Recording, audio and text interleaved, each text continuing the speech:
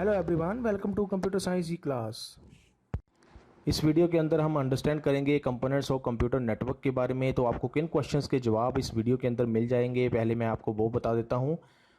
First हम understand करेंगे components of computer network क्या होते हैं, उनके बारे में आपको थोड़ा सा आइडिया दिया जाएगा इस वीडियो के अंदर। उसके बाद हम अंडरस्टैंड करेंगे कौन कौन से कंपोनेंट्स हम कंप्यूटर नेटवर्क के अंदर यूज़ करते हैं ताकि हम कंप्यूटर नेटवर्क को उनसे बना सकें।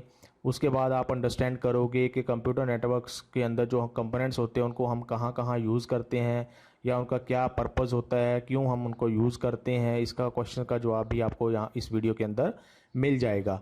तो हम स्टार्ट करते हैं। पहले हम अंडरस्टैंड करते हैं कि कंपोनेंट्स ऑफ कंप्यूटर नेटवर्क होते क्या हैं। कंपोनेंट्स जो हैं वो ये पार्ट्स होते हैं एक तरह से, जिनको मिला के हम एक कंप्यूटर नेटवर्क को बना सकते हैं। तो कंप्यूटर नेटवर्क को बनाने के लिए बहुत सारे कंपोनेंट्स हमें ज़रूरत पड़ सकती है जिनका यूज़ करके हम कंप्यूटर नेटवर्क को बनाते हैं। उनमें से कुछ कंपोनेंट्स हमारे पास पहले से अवेलेबल हो सकते हैं और कुछ कंपोनेंट्स ऐसे हो सकते हैं जिनको हमें अलग से लगाना पड़े अपने कंप्यूटर सिस्टम के साथ, ताकि हमारा जो कंप्यूटर सिस्टम है वो किसी नेटवर्क के साथ जुड़ सके। तो उन कंपोनेंट्स को, उन पार्ट्स को हम अंडरस्टैंड करेंगे वन बाय वन, कौन कौन से वो कंपोनेंट्स ज़रूरी हो सकते हैं जो एक नेटवर्क के अंदर हम यूज़ करते हैं।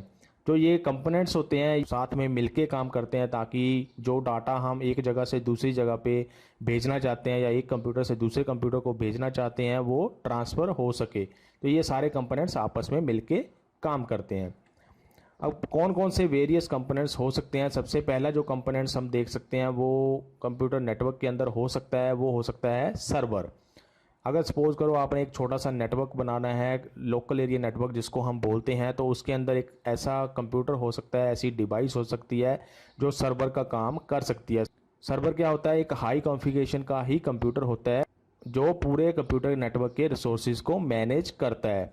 हाई कॉन्फ़िगरेशन हम यहाँ पे क्यों बोल रहे हैं? क्योंकि सर्वर की जो प्रोसेसिंग कैपेबिलिटी होती है वो नॉर्मल कंप्यूटर से ज़्यादा होनी चाहिए। नॉर्मल कंप्यूटर डिवाइस से या कंप्यूटर सिस्टम से ये अच्छा तरीके से परफॉर्मेंस अपनी इसकी होनी चाहिए, क्योंकि इसने बहुत सारे कंप्यूटर के रिसोर्सेज को मैनेज करना होता है। सिर्फ अपने आप को मैनेज नहीं करना होता है, बाकी सारे रिसोर्सेज जितने नेटवर्क के अंदर यूज़ होते हैं उनको भी इसने मैनेज करना होता है। जो नेटवर्क ऑपरेटिंग सिस्टम आपने एक अंडरस्टैंड किया हुआ है या पढ़ना है, उसके बारे में आगे भी हम उसके बारे में वीडियो के अंदर डिस्कस करेंगे। नेटवर्क ऑपरेटिंग सिस्टम के बारे में वो जनरली हम सर्वर के ऊपर इंस्टॉल करते हैं, क्योंकि नेटवर्क ऑपरेटिंग सिस्टम एक ऐसा ऑपरेटिंग सिस्टम है जिसने नेटवर्क के पूरे रिसोर्सेज को मैनेज करना होता है। तो सर्वर का हार्डवेयर और इस नेटवर्क ऑपरेटिंग सिस्टम दोनों आपस में मिलके काम करते हैं ताकि वो पूरे नेटवर्क के रिसोर्सेज को आपस में मैनेज कर सकें। सर्वर जो है वो एक नेटवर्क के अंदर अलग अलग टाइप के हो सकते हैं, जैसे फाइल सर्वर हो गया जिसके अंदर हम सारी अलग अलग जो कंप्यूटर नेटवर्क के अंदर अलग अलग कंप्यूटर्स होंगे उनका डाटा उस फाइल सर्वर के ऊपर स्टोर होगा। या फिर डाटाबेस सर्वर हो सकता है, कोई ऐसा हमने डाटाबेस बना के रखा हो सकता है जिसके अंदर हम सारी इन्फॉर्मेशन को स्टोर करके रखते हैं। ये फाइल सर्वर से थोड़ा सा अलग है क्योंकि इसमें हम सीधा डाटा स्टोर करके रखते हैं। फाइल सर्वर में हम डिफरेंट फाइल्स को भी स्टोर करके रखते हैं। जो प्रिंट सर्वर होता है, एक प्रिंट सर्वर भी हो सकता है। प्रिंट सर्वर का नॉर्मल यूज़ ये होता है कि अगर आपने कुछ प्रिंट करना है किसी नेटवर्क के यूज़ करके, तो उस नेटवर्क के अंदर एक प्रिंट सर्वर हो सकता है। उस प्रिंट सर्वर को यूज़ करके हम प्रिंट कर सकते हैं कोई भी चीज़। इसके अलावा ईमेल सर्वर हो सकता है, कोई और सर्वर भी हो सकता है नेटवर्क के अंदर। तो ये तो हो गया पहला कंपोनेंट कंप्यूटर नेटवर्क का। अगर हम आगे चलें तो दूसरा कंपोनेंट्स होता है इसका, वो होता है क्लाइंट्स। क्लाइंट्स क्या होते हैं? नेटवर्क के अंदर कई सारे कंप्यूटर्स आपस में जुड़े होते हैं। एक तो हो गया उनमें से सर्वर जो पूरे नेटवर्क को मैनेज करता है। उसके सर्वर के अलावा जितने भी कंप्यूटर्स नेटवर्क के साथ जुड़े होते हैं उनको हम बोल देते हैं क्लाइंट्स। और ये इन कंप्यूटर्स का काम ये होता है कि उन्होंने रिक्वेस्ट सेंड करनी होती है कोई भी इंफॉर्मेशन को देखने के लिए या यूज़ करने के लिए। तो रिक्वेस्ट सेंड करने के लिए या फिर किसी कोई रिक्वेस्ट आई है उनको रिसीव करने के लिए भी ये काम करते हैं। क्लाइंट्स जो हैं वो एक दूसरे को इन्फॉर्मेशन सेंड कर सकते हैं, उनसे ले सकते हैं, सर्वर के थ्रू वो डाटा एक्सचेंज कर सकते हैं, इन्फॉर्मेशन ले सकते हैं या कोई काम कर सकते हैं जिनकी उनको ज़रूरत है करने की। तो क्लाइंट्स जो हैं वो सर्वर से थोड़ा सा डिफरेंट होते हैं। सर्वर का काम पूरे नेटवर्क को मैनेज करना है और जो क्लाइंट्स हैं वो एक तरह से बोल सकते हैं कि वो नेटवर्क को यूज़ करते हैं, उनके अंदर काम करते हैं। अगर आप एग्जांपल के लिए ये इमेज देखो इसकी, तो इसमें आप देख सकते हैं सर्वर सेंटर लोकेशन के ऊपर है ये सर्वर यहाँ पे इस इमेज के अंदर एक दिखाया हुआ है। हो सकता है नेटवर्क के अंदर एक से ज़्यादा सर्वर अवेलेबल हों, जैसे कि आपने पढ़ा भी कि डिफरेंट टाइप के सर्वर्स होते हैं, file server, database server, print server. तो एक नेटवर्क के अंदर एक से ज़्यादा सर्वर भी हो सकते हैं। यहाँ पे पिक्चर में अभी आपको एक दिखाया हुआ है ताकि सिंप्लिसिटी रहे आपको समझाने के लिए। तो सेंटर में हो गया सर्वर, और सर्वर के साथ ही बाकी सारे क्लाइंट्स जो कंप्यूटर्स हैं वो कनेक्टेड हैं। तो अगर एक क्लाइंट ने दूसरे क्लाइंट से कोई रिक्वेस्ट लेनी है, कोई इन्फॉर्मेशन लेनी है, तो वो क्या करेगा, सर्वर को रिक्वेस्ट भेजेगा और सर्वर फिर उसको आगे दूसरे क्लाइंट को भेजेगा जिसके पास वो रिक्वेस्ट जानी चाहिए। फिर वो रिक्वेस्ट का जो रिस्पॉन्स होगा वो क्लाइंट सर्वर को भेजेगा और सर्वर फिर उसको उस क्लाइंट को भेज देगा जिसने रिक्वेस्ट की थी उस इन्फॉर्मेशन की। तो ऐसे मिलके सर्वर और क्लाइंट्स आपस में काम करते हैं किसी नेटवर्क के अंदर। अगर हम आगे चलें तो जो तीसरा इसका कंपोनेंट होता है कंप्यूटर नेटवर्क का, वो होता है नेटवर्क इंटरफेस कार्ड, जिसको NIC बोलते हैं। और ये नेटवर्क इंटरफेस कार्ड क्या है, एक हार्डवेयर डिवाइस ही होती है। हार्डवेयर का इंटरफेस होता है किसके बीच में, कंप्यूटर के बीच में और नेटवर्क के बीच में। सपोज करो आपने अपने कंप्यूटर को किसी नेटवर्क के साथ जोड़ना है, तो नेटवर्क के साथ जुड़ने के लिए आपके कंप्यूटर के अंदर NIC होना ज़रूरी है, जिसका यूज़ करके ही हम किसी दूसरे नेटवर्क के साथ अपने कंप्यूटर को जोड़ सकते हैं। तो जो नेटवर्क इंटरफेस कार्ड होता है वो कंप्यूटर का जो भी डाटा होता है, सपोज़ करो आपने अपने कंप्यूटर से कोई डाटा सेंड करना है किसी को, तो नेटवर्क इंटरफेस कार्ड के थ्रू वो डाटा ट्रांसफ़र होता है आपके अपने कंप्यूटर से। और नेटवर्क इंटरफेस कार्ड क्या करता है, उस डाटा को पहले इलेक्ट्रिकल सिग्नल्स में कन्वर्ट करता है, फिर वो इलेक्ट्रिकल सिग्नल्स जो हैं वो नेटवर्क के अंदर ट्रांसफ़र होता है। किसी वायर के थ्रू हो सकता है ट्रांसफ़र, या किसी और तरीके से ट्रांसफ़र हो सकता है। तो नेटवर्क इंटरफेस का कार्ड का मतलब ये है कि वो एक ऐसा हार्डवेयर है जो हम कंप्यूटर के अंदर लगाते हैं ताकि हमारा कंप्यूटर नेटवर्क के साथ जुड़ सके और उस नेटवर्क के अंदर डाटा को ट्रांसफ़र कर सके, या उस नेटवर्क से डाटा को अपने कंप्यूटर के अंदर लेके आ सके। तो ये हो गया नेटवर्क इंटरफेस कार्ड। अगर हम एग्जांपल देखें इसकी, तो लेफ़्ट साइड में आप देख सकते हैं कुछ ऐसा देखने में हो सकता है कि नेटवर्क इंटरफेस कार्ड देखने में कुछ ऐसा हो सकता है आपके कंप्यूटर सिस्टम के अंदर, पर बिल्कुल ये ज़रूरी नहीं है कि बिल्कुल ऐसा ही देखने में वो होगा। कई ऐसे मदरबोर्ड भी आते हैं जिनके ऊपर नेटवर्क इंटरफेस कार्ड पहले से ही लगा होता है, तो वो डिफरेंट हो सकता है अगर आप इस इमेज के साथ उसको कंपेयर करो तो। लेकिन जनरल अगर हम बात करें तो ऐसा ही हम नेटवर्क इंटरफेस कार्ड किसी कंप्यूटर के अंदर लगाते हैं। इसके ऊपर एक इथरनेट पोर्ट लगी होती है, जैसे कि आप इमेज में भी देख सकते हैं। इस इथरनेट पोर्ट के अंदर हम एक इथरनेट केबल को लगाते हैं जो आप अगले कंपोनेंट के अंदर पढ़ेंगे। अगर आप राइट साइड की इमेज देखो तो ये एक CPU कैबिनेट, चाहे जिसको हम CPU ही बोल देते हैं, उसके अगर आप बैक साइड देखो तो उसके अंदर एक आपको ये वाली पोर्ट दिखाई देगी जिसको हम इथरनेट पोर्ट बोलते हैं, जो आप लेफ़्ट साइड की इमेज में भी देख रहे हैं NIC के अंदर। तो अगर आपके कंप्यूटर सिस्टम के अंदर ये वाली पोर्ट है, इसका मतलब आपके कंप्यूटर सिस्टम के अंदर जो NIC है वो पहले से ही इंस्टॉल्ड है। अगर ये वाली पोर्ट आपको वहाँ पे नहीं दिखाई देती है, इसका मतलब आपके कंप्यूटर सिस्टम के अंदर NIC जो है वो नहीं लगा हुआ है और उसको लगाने की ज़रूरत है। ऐसे ही इथरनेट पोर्ट आपको कई जगह और भी देखने को मिल सकती है, जैसे कि आपके लैपटॉप के अंदर ये इथरनेट पोर्ट हो सकती है। अगर आपको नेटवर्क के साथ अपने लैपटॉप को भी जोड़ना है या NIC के थ्रू जोड़ना है या इथरनेट केबल का यूज़ करके जोड़ना है, तो आपके लैपटॉप के अंदर भी ये वाली पोर्ट NIC इंस्टॉल्ड होना चाहिए। अगर हम अगले कंपोनेंट के ऊपर चलें तो वो है इथरनेट केबल, जिसका यूज़ करते हैं हम अगर हमने वायर्स का यूज़ करके या इथरनेट केबल का यूज़ करके अपने कंप्यूटर को नेटवर्क के साथ जोड़ना है।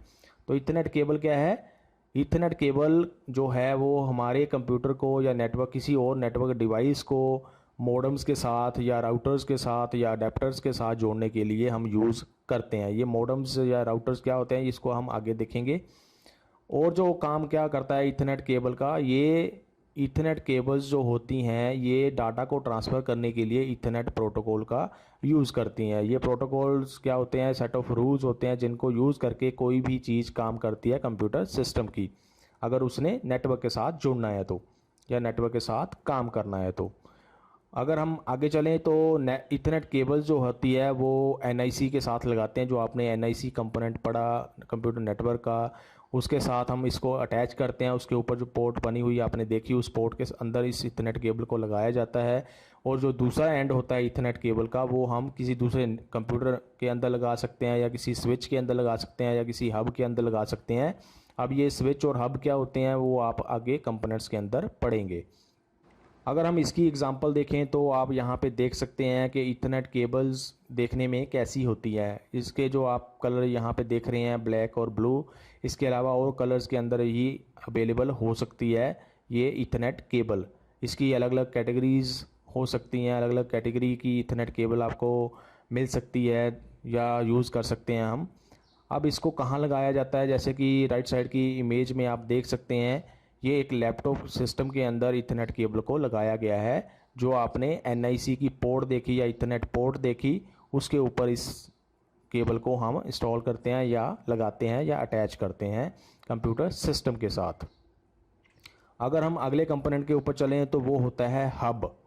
हब क्या है, एक ऐसी डिवाइस होती है, एक ऐसा हार्डवेयर होता है जो मल्टीपल कंप्यूटर्स को या दूसरे मल्टीपल नेटवर्क्स को आपस में जोड़ने का काम करती है। इसके ऊपर कई सारी आपको इथरनेट पोर्ट मिल सकती हैं जिनका यूज़ करके अलग अलग कंप्यूटर्स को, अलग अलग नेटवर्क्स को आपस में जोड़ा जाता है। तो एक सेंटर लोकेशन के ऊपर ये काम करती है।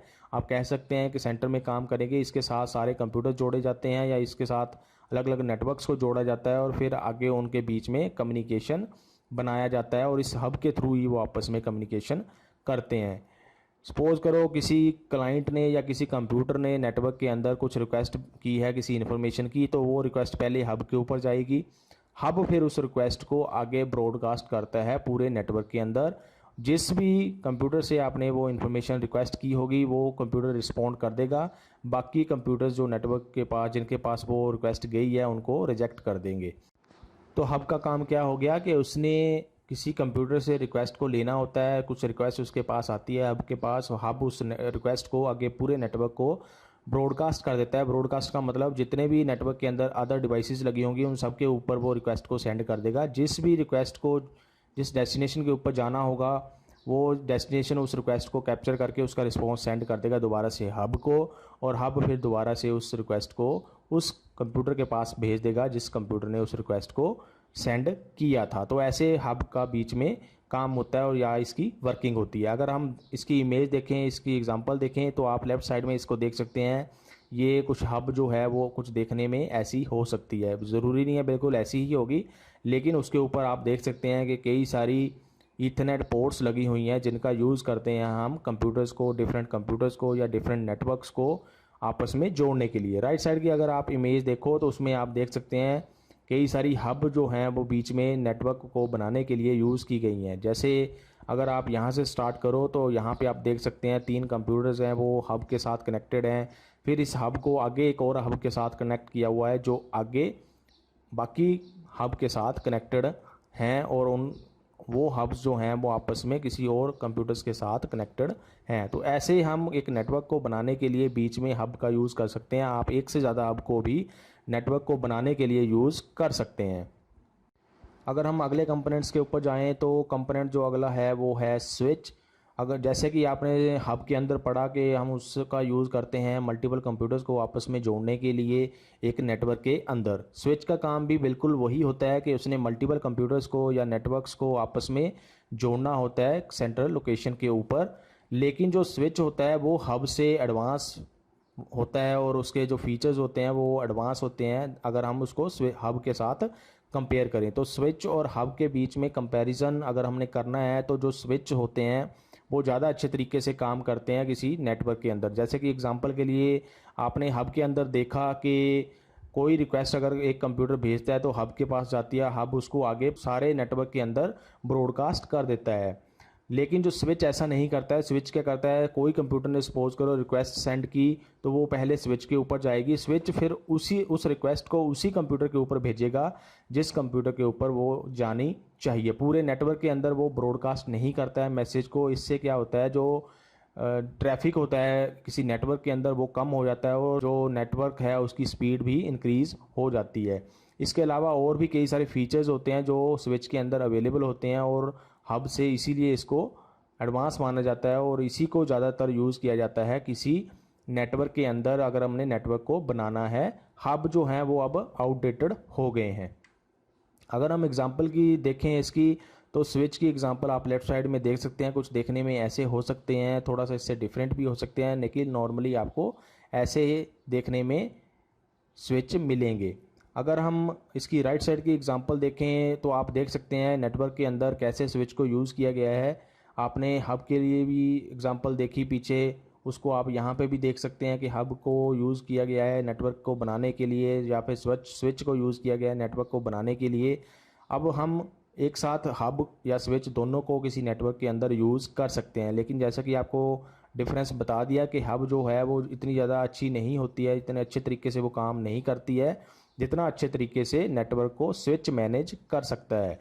अगर हम सपोज़ करो यहीं पे एग्जांपल दोबारा से उसको कंसीडर करें जो मैंने अभी आपको बताई, तो लेफ़्ट साइड में अगर आप देखो, सपोज़ करो जो टॉप पे कंप्यूटर बना हुआ है वो हब को रिक्वेस्ट सेंड करेगा, फिर हब वो उसके आगे जितने भी उसके कंप्यूटर जुड़े हुए हैं उस हब के साथ, उन सबको रिक्वेस्ट वो सेंड कर देगा। जिस भी कंप्यूटर के पास एक्चुअल में वो रिक्वेस्ट जानी चाहिए वो फिर रिस्पॉन्स अपने आप प्रोवाइड करता है हब को, और फिर हब उस कंप्यूटर को प्रोवाइड कर देता है वो रिस्पॉन्स जिसने रिक्वेस्ट की थी। स्विच के अंदर ऐसा नहीं होता है। स्विच में सपोज़ करो टॉप वाले कंप्यूटर ने कुछ रिक्वेस्ट सेंड की, स्विच के पास वो जाएगी, स्विच आगे सिर्फ उसी कंप्यूटर को वो रिक्वेस्ट सेंड करेगा जिसके पास वो एक्चुअल में जानी चाहिए। क्यों ये ऐसा इसीलिए पॉसिबल होता है क्योंकि स्विच जो है वो हर एक डिवाइस का जो कंप्यूटर नेटवर्क के अंदर बनी होती है उनको एड्रेस को मेंटेन करके रखता है, और वो एड्रेस रिक्वेस्ट से लेके उसी कंप्यूटर को, उसी डिवाइस को वो रिक्वेस्ट सेंड करता है जो एड्रेस पे वो जानी चाहिए। तो एड्रेसिंग सिस्टम जो है वो स्विच के अंदर यूज़ किया जाता है एक नेटवर्क के ऊपर रिक्वेस्ट को सेंड करने के लिए या रिस्पॉन्स को भेजने के लिए। तो इसीलिए जो स्विच होते हैं वो बेटर तरीके से नेटवर्क के अंदर काम करते हैं। अगर हम लास्ट कंपोनेंट इसका देखें कंप्यूटर नेटवर्क का, तो वो होता है राउटर। अब राउटर क्या है? राउटर के ऊपर भी आप कई सारी इथरनेट पोर्ट्स लगी हुई देख सकते हैं जिनका यूज़ किया जाता है एक कंप्यूटर को या एक नेटवर्क को इंटरनेट के साथ जोड़ने के लिए। तो राउटर का काम क्या होता है? अगर हम नॉर्मली देखें तो राउटर्स जो होते हैं, हम एक कंप्यूटर को या एक नेटवर्क को, छोटे से नेटवर्क को हम इंटरनेट के साथ जोड़ने के लिए राउटर का यूज़ करते हैं। तो अगर आपने अपने कंप्यूटर को या अपने नेटवर्क को इंटरनेट के साथ कनेक्ट करना है तो उसके लिए बीच में हम राउटर का यूज़ करते हैं। राउटर देखने में कुछ ऐसे आपको एग्जांपल मिल सकती हैं, ज़रूरी नहीं है। जैसे कि आप यहाँ पे देख सकते हैं एंटीना लगा हुआ है राउटर के ऊपर, जो विदाउट एंटीना भी राउटर्स अवेलेबल होते हैं, या सिंपलेस्ट आप राउटर्स देख सकते हैं। राउटर्स जो होते हैं वो एडवांस भी हो सकते हैं या फिर थोड़े नॉर्मल भी हो सकते हैं। जो नॉर्मल सिर्फ यही काम करेंगे कि आपके डिवाइस को नेटवर्क के साथ या इंटरनेट के साथ कनेक्ट करेंगे, या फिर कुछ ऐसे एडवांस राउटर्स भी अवेलेबल हैं मार्केट के अंदर जो स्विच की तरह थोड़ा बहुत काम कर सकते हैं या हब की तरह थोड़ा बहुत काम कर सकते हैं। जैसे कि राइट साइड की इमेज में आप देख सकते हो, इसमें कई सारी इथरनेट केबल्स इसके साथ अटैच की गई हैं, और वो इथरनेट केबल आपस में कंप्यूटर्स को कनेक्ट करने के लिए भी हम यूज़ कर सकते हैं। तो राउटर भी एज हब काम कर सकते हैं अगर हम थोड़ा सा एडवांस राउटर परचेज़ करें तो ये था एक छोटा सा टॉपिक हमारा जिसके अंदर हमने अंडरस्टैंड किया कंपोनेंट्स और कंप्यूटर नेटवर्क के बारे में। आपने डिफरेंट कंपोनेंट्स देखे जो हम कंप्यूटर नेटवर्क का यूज़ करने के लिए या कंप्यूटर नेटवर्क को बनाने के लिए यूज़ करते हैं किसी भी कंप्यूटर सिस्टम्स को यूज़ करके। ये ज़रूरी नहीं है कि हर एक कंपोनेंट आपको यूज़ करना पड़े किसी नेटवर्क के अंदर अगर आपने नेटवर्क को क्रिएट करना है। जैसे हम विदाउट राउटर भी, अगर हमने अपने नेटवर्क को इंटरनेट के साथ कनेक्ट नहीं करना है तो हम विदाउट राउटर भी एक छोटा सा नेटवर्क बना सकते हैं जो हमारे लोकल में ही हम काम कर सकते हैं जिसके ऊपर। जैसे कि उसमें सपोज़ करो आपने 10 कंप्यूटर हैं आपके पास, आपके घर के अंदर या आपकी बिल्डिंग के अंदर, उनको आपस में कनेक्ट करना है, और वो जो कंप्यूटर्स हैं उनको आप इंटरनेट के साथ कनेक्ट नहीं करना चाहते हैं तो आपको राउटर की ज़रूरत नहीं है। आप हब का या स्विच का यूज़ करके उन कंप्यूटर्स को आपस में जोड़ सकते हैं, एक छोटा सा नेटवर्क बना सकते हैं। तो आई होप आपको इन कंपोनेंट्स के बारे में जो भी आपके डाउट्स थे या क्वेश्चंस थे वो क्लियर हो गए होंगे। अगर आपके फिर भी कोई क्वेश्चंस या क्वेरीज़ हैं तो आप कमेंट सेक्शन के अंदर वो क्वेश्चंस आपने पोस्ट कर सकते हैं। अभी के लिए इस वीडियो के अंदर इतना ही। Thanks for watching.